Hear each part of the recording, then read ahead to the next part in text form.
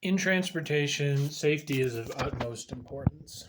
Unsafe transportation can result in property damage, injuries, or even death.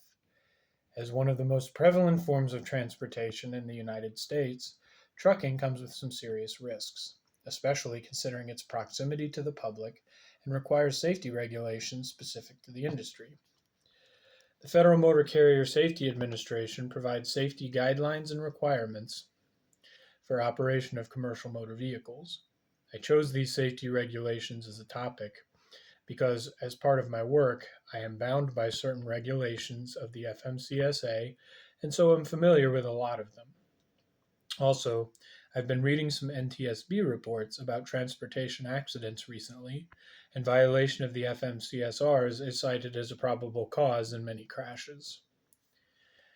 The specific facets of regulations that I've chosen to focus on are the ones that pertain to drivers. While regulations that pertain to motor carriers are important and can contribute to accidents just as much as regulations that pertain to drivers, the regulations that pertain to drivers tend to have the most serious, immediate consequences when violated. I've learned this through my study of various NTSB investigation reports.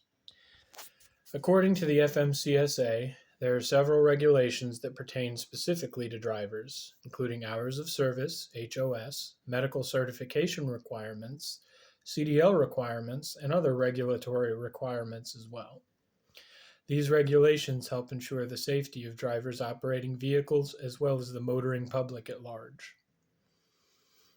Hours of service requirements ensure that drivers only drive a certain number of hours in a day and adhere to rest requirements.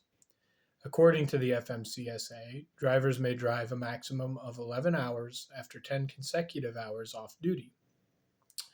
Also, drivers must take a 30-minute break after driving for 8 hours.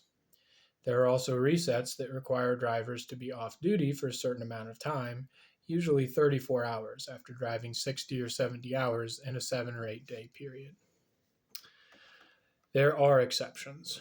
For example, my organization takes advantage of the short haul provision, which allows us to not adhere to hours of service requirements as long as we are operating within 150 air miles of our workplace and are off duty within 14 hours of coming on duty.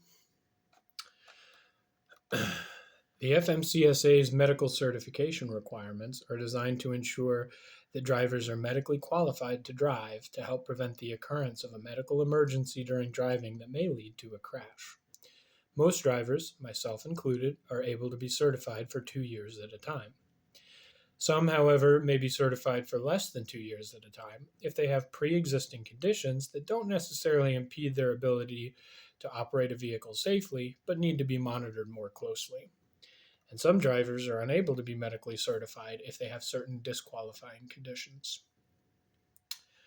CDL requirements are designed by the FMCSA to provide a common framework for states to ensure that drivers learn the proper skills for safe operation of a commercial motor vehicle. These include learning about proper inspection, mechanical components of a vehicle such as air brakes, safe driving in various conditions, and other important details. There are also endorsements that can be tested for to allow for operation of specific types of motor vehicles, such as P, passenger, S, school bus, H, hazardous materials, T, double triple trailers, and N, tank vehicles. There are many other regulations as well, but these are the regulations that are most directly applicable to CMV drivers. What I learned from this project that is important to safety and transportation is that it may seem overwhelming, but all the regulations, no matter how fine of a detail they go into, are there for a reason. Transportation moves the economy, but it is important to do so in a safe manner. This ensures that those who are involved in transportation, as well as those around it or affected by it, are protected from risk.